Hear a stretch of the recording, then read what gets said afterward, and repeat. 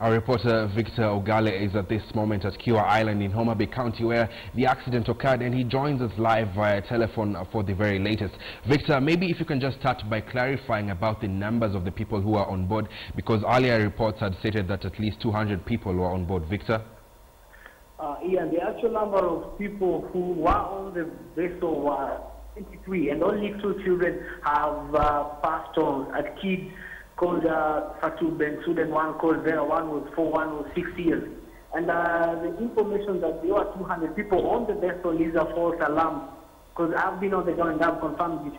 And the incident happened at the border of Rasira Beach and Gwasi South, Gwasi Beach, which is in Gwasi South location, Suba sub-county, and the vessel was coming from Mufangano Island, and after an hour it stopped at Remba Island where it picked more passengers.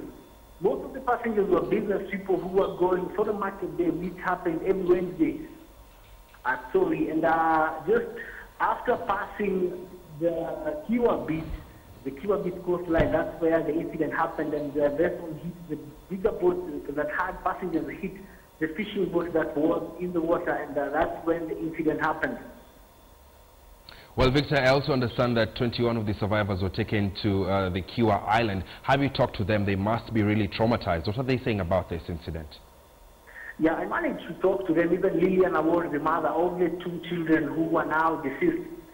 And to them, the boat was okay, the waves, the water was okay, but at some point they just had a loud bang. And at the time, it was some minutes past 12 midnight, and most of them were asleep. And when they woke up, some of them had life jackets on, and others started putting life jackets on. And after the hitting the other boat, water started coming inside the boat, and it started subsiding slowly by slowly. At the time, the fishermen who are fishing, and the guy, what you call a Zomena, is normally fished at night, and the fishermen who were around, and they responded by calling their colleagues who are on shore at Kiwa Beach. Once they were called, they alerted the beach management unit, who also responded and came in their boat and started sailing people. And I also managed to talk to one of the officials of the Kiwa Beach Patrol Unit, Beach Management Unit, Ruben Ochola, who told me that he was among the people who were steering the rescue operations at the time, and they did to carry the first batch and the second batch. Well, Victor, before I let you go, this is not the first time we're witnessing such an accident. What are the authorities saying about this issue?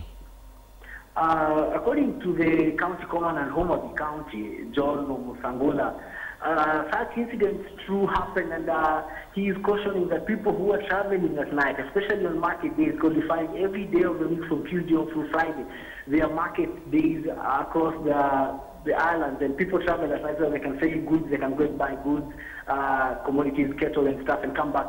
But he has cautioned them to make sure that there is visibility, because this was a case of poor visibility, because one vessel could not see the other vessel inside the water, and that's why the accident happened. Thank you very much. That is our reporter Victor Gale, just bringing us up to speed rather on the recent accident that we have seen where 2 children have died after a boat capsized at Lake Victoria. Now, this is not the first time we're witnessing such an accident, and I just want to take you through some of the incidences where we have seen, and if we could just get that right now. Each year, an estimated number of about 1,000 people die in boat accidents in Lake Victoria. This number, of course, translates to about 2 to 3 in a day, quite a high number there. Now, if you can look at the sequences of events, you'll realize one thing. In March 4th, 1988, we had 20 Kenyans drowning in Lake Victoria when an overcrowded canoe was carrying them home from the market capsized. If we go to the next board, you'll realize one thing coming from this particular incident is that we have the canoe was carrying 33 people, of which 13 of them were excess.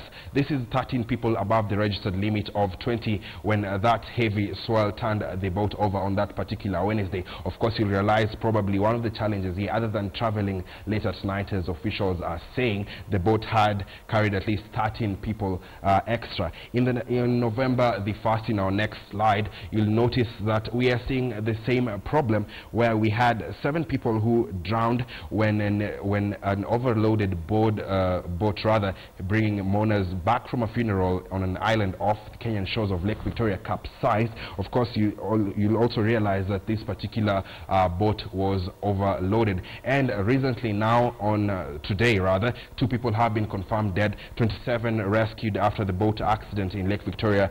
The passenger's boat collided with a fishing vessel. Of course, the officials there are also saying, other than these boats being overloaded, they are also crowded. Perhaps this is one of the issues that is leading to some of these incidences. Remember that each year at least 1,000 people die. Of course, we shall have more on this story, and our reporter Victor Ogale is following on the latest. Now, back to Nairobi. The